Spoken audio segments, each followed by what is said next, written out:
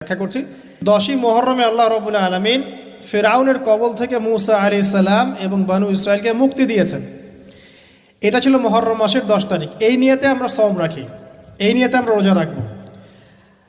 আর কাকতালীয়ভাবে এই দিনেই 10ই মুহররমে ইমাম হুসাইন রাদিয়াল্লাহু আনহু শাহাদাত ঘটে গেছে। এটা প্রায় 60 কি 62 হিজরি থেকে ঘটনা। কথা কি বুঝতে পারছেন? আমি বোঝাতে পারছি না।